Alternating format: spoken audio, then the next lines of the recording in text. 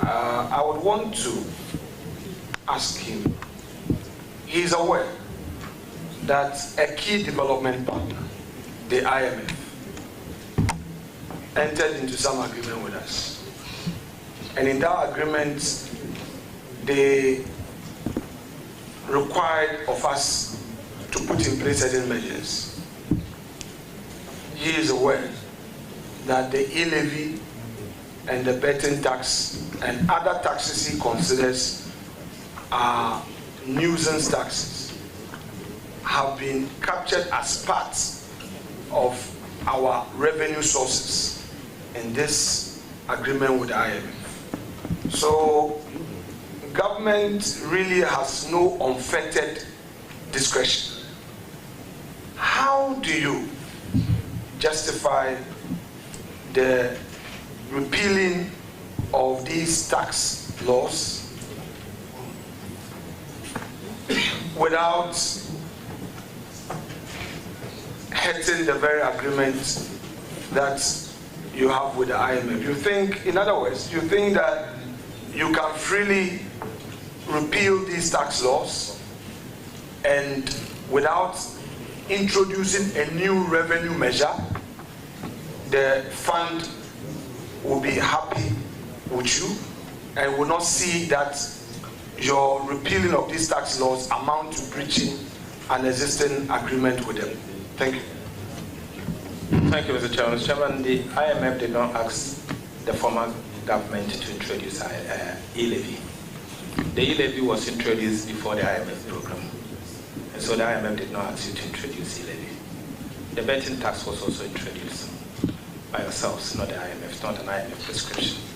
The IMF will give you a fiscal deficit to achieve. It is up to you how you achieve it. And we'll do just that. Yeah, Chairman, let me say this. Okay, sure. But let me say this, Mr. Chairman. Mr. Chairman, the NDC government recognizes that there is an IMF program. We are committed to implement the IMF program. We are also committed to achieve objectives of the IMF program. We are not going to jettison the IMF program. We implement it. It is an agreement between the Republic of Ghana and the International Monetary Fund. Today, we are in government. We have a responsibility to implement it. I'm on record to have said that we will implement the IMF program. And so we'll implement the IMF program. We are not running away from that. And so whatever it takes, we will not run away from the implementation of the IMF program. And we'll implement it to the latter and achieve the objectives of the IMF program. So, Chair,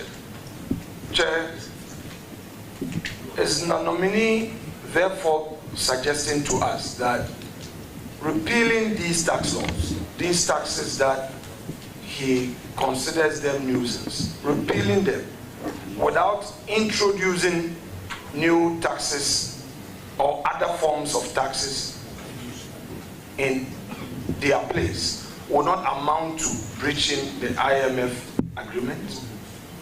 Mr. Chairman, you can rake in other form of revenue through compliance. You can use compliance measures to bring in additional revenue to replace these taxes you are removing.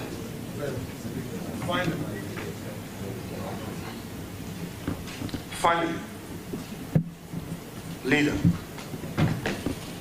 your government is proposing overhauling the existing foreign exchange regime. As finance minister, what is the alternative? Have you any comprehensive foreign exchange policy you will pursue? Because it's not just enough to say that you will depart from the existing foreign exchange. The country would like to know how you intend to come up with an alternative policy. What policy will help to address the currency depreciation and build more foreign exchange buffers? We would want to know from you. Thank you, Mr. Chairman. Mr. Chairman, the Bank of Ghana has a mandate to deal with our foreign exchange regime. I'm not being vetted as a governor of the Republic of Ghana, or the Bank of Ghana, being vetted as a minister responsible for finance. I don't want to make policies or policy proposals that will tie the monetary policy regime. I think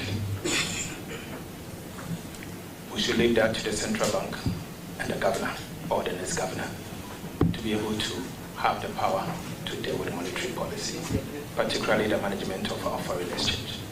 But I have a record to have said that the Bank of Ghana alone cannot be left to anchor the currency. It doesn't mean we are going to micromanage the foreign exchange regime. It means we are going to coordinate with the Bank of Ghana. So we'll coordinate effectively with the central bank to be able to manage Ghana's foreign exchange regime. That I know we will do.